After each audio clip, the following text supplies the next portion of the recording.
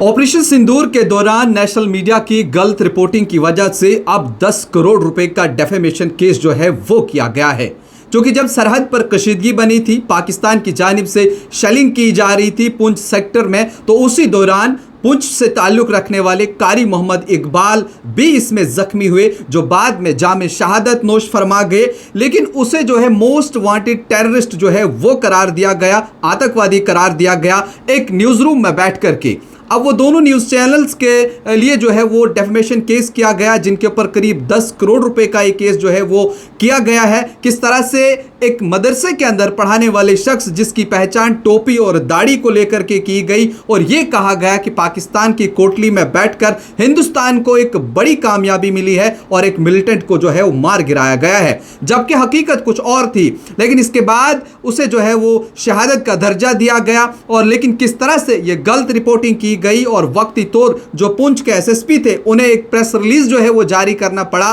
और कहा गया कि ये गलत खबर जो है वो फैलाई जा रही है। सरकार की जानिब से भी बार बार हिदायत आ रही थी कोई भी गलत कंटेंट, कोई भी गलत खबर ना फैलाई जाए जिससे मुल्क के अंदर बदअमनी फैले। लेकिन इस सब पर हमारे साथ इस समय बात करने के लिए कानून के माहिर जानकार एडवोकेट शेख शकील मौजूद हैं, जिनसे इस पूरे लीगल नोटिस को जो 10 करोड़ रुपए का भेजा गया है इन न्यूज चैनल्स को, गलत रिपोर्टिंग जो इन्होंने की है, ये क्या है पूरा। सर बहुत बहुत शुक्रिया अपना वक्त देने के लिए। थोड़ा सा बताइएगा ये क्या नोटिस जो है जो भेजा गया है 10 करोड़ रुपए का, और जो गलत रिपोर्टिंग हुई है, जो एक शख्स को, एक मौलाना को मोस्ट वांटेड टेररिस्ट जो है वो कहलाया गया है। 7 मई 2025 को पाकिस्तान की शेलिंग की वजह से कारी मोहम्मद इकबाल, जो पिछले 20-21 साल से पुंछ में एक मदरसे में पढ़ाते थे जी, वो 4-5 बच्चों के साथ काफी शदीद जख्मी हो गए। और फिर उसके बाद कारी मोहम्मद इकबाल साहब को जिला अस्पताल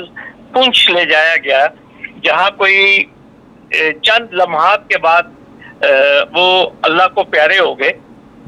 और उसके बाद उसी दिन को 12:30-1 बजे उनके आबाई गांव तहसील मंडी में उनकी आखिरी रसूमात भी अदा की गई जी। लेकिन बड़े अफसोस की बात है कि हमारे मुल्क के 2 नामवर चैनल जी न्यूज और न्यूज 18, इन दोनों चैनल्स ने अपने प्राइम टाइम पे और पूरा दिन, उस टाइम जब आपको मालूम है वहां रिपोर्टिंग चल रही थी जी, बिना तस्दीक किए हुए, बिना वेरीफाई किए हुए, बिना सरकार के जो ऑथेंटिक सोर्सेज थे उनसे इस न्यूज की ऑथेंटिसिटी वेरीफाई किए बिना जी, अपने चैनल्स के ऊपर ये खबर चलाई कि पाक ऑक्युपाइड कश्मीर के इलाके कोटली में, जहां पे ये ट्रेनिंग कैंप चलाते थे, कमांडर थे और बच्चों के ब्रेन वॉश ये करते थे, तो एक बहुत बड़ी कामयाबी जो है वो सिक्योरिटी फोर्सेस को, आर्मी को मिली है कि कोटली में ये जो कारी मोहम्मद इकबाल है इनको वहां पे खत्म किया गया है, मौत की नींद सुला दिया गया है। इसके अलावा ये भी क्लेम किया गया एक चैनल से कि ये एक चैनल कहता है कि ये लश्कर तोयबा के कमांडर थे जी, बिल्कुल। दूसरा चैनल कहता है कि ये हिजबुल मुजाहिदीन के कमांडर थे और एनआईए की मोस्ट वांटेड लिस्ट में इनका शुमार था जी। और इसके अलावा ये भी रिपोर्ट किया गया कि ये जो पुलवामा में जो अनफॉर्चुनेट अटैक हुआ था जिसमें हमारे सीआरपीएफ के जवान शहीद हुए थे, उसके साथ भी इनका नाम जो है वो कनेक्ट किया गया और ये भी कहा गया कि पुलवामा अटैक के भी ये मास्टरमाइंड थे। बिल्कुल। ये आप इससे अंदाजा लगा सकते हैं कि किस किस्म की गैर जिम्मेदाराना ये रिपोर्टिंग की गई है। और अब जो इनके लवाकिन हैं, जो इनके फैमिली मेंबर्स हैं, क्योंकि कारी साहब एक बहुत ही रेप्यूटेड इंसान थे, एक शरीफुल नफ्स इंसान थे और पिछले 20-21 सालों से वो टीचिंग कर रहे थे। बिल्कुल। दूसरी बात ये है कि उनकी अपनी जात को, उनकी रेपुटेशन को डैमेज किया गया, उनके पूरे परिवार की रेपुटेशन को डैमेज किया गया और इसके अलावा पूरे वर्ल्ड में ये पिक्चर पेंट की गई कि कारी मोहम्मद इकबाल को कोटली में खत्म किया गया। और सबसे बड़ी बात ये है कि बिना ऑथेंटिसिटी के, बिना खबर को कंफर्म किए हुए इस खबर को चलाया गया, जबकि गवर्नमेंट ऑफ इंडिया बार बार ये चीज कह रही थी कि कोई भी चैनल जो है, कोई भी न्यूज रिपोर्टर जो है या जो जर्नलिस्ट है, वो बिना तस्दीक किए हुए, वेरीफाई किए हुए कोई भी जो कंटेंट है वो रिलीज नहीं करेगा। जी बिल्कुल। लेकिन इसके बावजूद भी बिना इस वेरिफिकेशन के ये खबर चलाई गई और एक पुंछ के रहने वाले सीधे साधे इंसान को डब किया गया कि वो एक हार्ड कोर टेररिस्ट है। लिहाजा इन तमाम वाकयात को देखते हुए अब उनके जो लवाहिकीन है उन्होंने एक लीगल नोटिस ये जो दोनों चैनल्स हैं इनकी मैनेजमेंट को नोटिस सर्व किया है कि जो आपने डैमेज काज किया उनकी रेपुटेशन को। जी जी। और साथ में ये भी कहा है कि माफी मांगने से ये मसला हल होने वाला जी बिल्कुल। उन्होंने माफी मांगी थी दोनों चैनल्स ने कि हमें गलत रिपोर्टिंग जो है वो खबर हुई और उसके बाद हम इस पे माफी चाहते हैं। माफी तो चैनल्स ने मांगी। देखिए, माफी से कोई काम तो चलेगा नहीं। मैं आपकी रेपुटेशन को डैमेज करूं और बिना एक येलो जर्नलिज्म को मैं रिजॉर्ट करूं और फिर उसके बाद में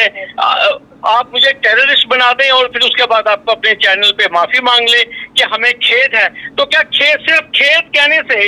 ये सारी बात खत्म हो जाएगी? और आप देखिए इन चैनल्स की रीच कहां कहां तक है, पूरी दुनिया इन चैनल्स को देखती है और इतनी गैर जिम्मेदार से इन्होंने रिपोर्टिंग की और इन चैनल्स के खिलाफ कोई एक्शन नहीं लिया गया। ये भी मैं आपसे शेयर करना चाहता हूँ। होना तो वो चाहिए था कि इन चैनल्स के खिलाफ कार्रवाई होती, इनके लाइसेंस जो है वो सस्पेंड होते, इनके खिलाफ कार्रवाई की जाती, लेकिन कोई कार्रवाई नहीं की गई और सिर्फ ये कहा गया कि हमें खेद है। तो लिहाजा इनके जो लवाहिकीन है, इनके जो लीगल हेड्स हैं, उनकी तरफ से हमने एक लीगल नोटिस दिया है दोनों चैनल। ये जरा मैं रोकना चाहूंगा यहाँ पे, ये जानना चाहूंगा कि जो लोग हमारे साथ जुड़े हैं ये जानना चाहते हैं कि ये नोटिस जो 10 करोड़ रुपए का भेजा गया है ये कितना वक्त इन चैनल्स को दिया गया ताकि एक तो अपनी वो सफाई पेश करें और जो ये 10 करोड़ का नोटिस भेजा गया ये कब तक उन्हें जो है वो अदा करना होगा? मैं आपको थोड़ा सा करेक्ट करूंगा। जी जी जी। दोनों चैनल से 5-5 करोड़ रुपया डैमेजेस तलब की गई है। ठीक है। 5 करोड़ ईच हर एक चैनल को कहा गया कि वो 5-5 करोड़ जो है इन फैमिलीज को पे करे और जो इन चैनल्स की जो मैनेजमेंट है उनको हमने 3 हफ्ते का वक्त दिया है कि वो 3 हफ्ते के अंदर जो कारी मोहम्मद इकबाल है, उनके जो लवाहिकीन हैं, उनको ये उनके फैमिली मेंबर्स को ये कॉम्पनसेशन पे करे और अगर 3 हफ्ते के अंदर उन्होंने जो नोटिस में हमने जो डिमांड की है अगर उन्होंने ये नहीं किया तो इंशाल्लाह हमने उनको कहा है कि फिर हम अदालत में आपसे मिलेंगे। चलिए, शुक्रिया वक्त देने के लिए और वक्तन फ़वक्तन जिस तरह से आप बाकी भी मुतालबात को या बाकी भी चीज़ों के ऊपर नज़र रखे हुए हैं और वहीं ऑपरेशन सिंदूर के वक्त जब ये गलत रिपोर्टिंग हुई तो उसके चलते जो किसी की इमेज को जो है वो नुकसान पहुंचा, उसके चलते शेख शकील साहब जो माहिर कानून हैं, एक बड़े वकील हैं जम्मू कश्मीर के अंदर इस समय, जो इन चीज़ों को देखते हैं और पूरी तरह से आप तमाम लोगों तक ये जानकारी पहुंचाई। शुक्रिया शकील साहब अपना कीमती वक्त देने के लिए। और